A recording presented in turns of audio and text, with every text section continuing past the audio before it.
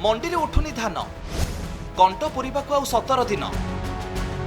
उठुनी धान चिंतारे चाषी राज्य में रबी फसल बिकिबाकू मंडी रे धान थोई बसिछि चाषी एपटे मौसुमी पुणी थरे निजर काया विस्तार करने सजबाज हेलाणी आ एभली समय रे मंडी चाषी धान उठाऊ नाहांती सरकार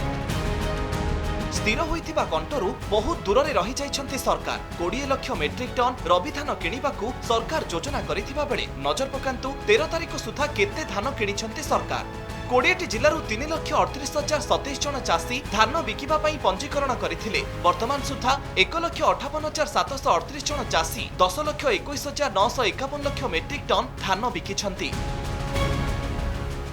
आमे किंतु उभय डिपार्टमेंट बसिकरी तो केमिति मंडी गुड़ा सुपरिचालना हम आम योजना करुगुड़ाक निजे जिलापाल देखा कथा जिलापाल अंडर पूरा आसूची से दायित्व दि जाए प्रोक्योरमेंट गुड़ाक जिलापाल सहित ऑफिसर मान मिसिकी तो देखा चाह कर जून 30 शेष तारिख थिबा बेले समवाय विभाग ए टार्गेट पूरण करने धान किणा मॉनिटरिंग यूनिट गढ़िबाकू निर्देश देइछि। राज्य समवाय विभाग पक्षरु निर्देश जारी करा जाइछि।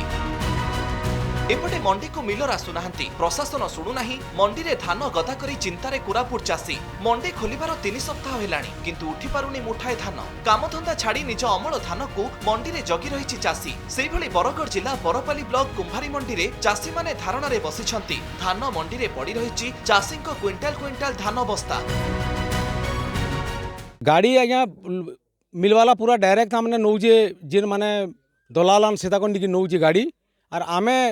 अपराध कर मार्केट के पकईचु धान आर धान ना उठबार और से पूरा पूरी मिली भगत होने मिलर पूरा डायरेक्ट से बेपारी मान को गाड़ी दौचे और धान घर घर उठाऊे टोकेन आसी किंतु धान मंडी को आनीचु को मिलर्स आसुना जिते आम लैम्स वाला को पचारचु मिलर्स आसवे बोली कहते आसी ना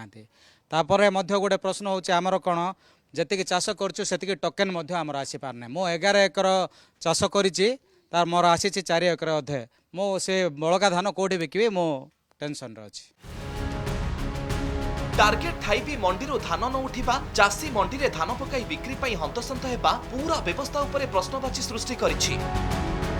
जयपुर रमेश साहू परगढ़ अनंत मटारी और भुवनेश्वर कैमरा पर्सन रश्मि सह देवाशीष सासमल रिपोर्ट कनक न्यूज।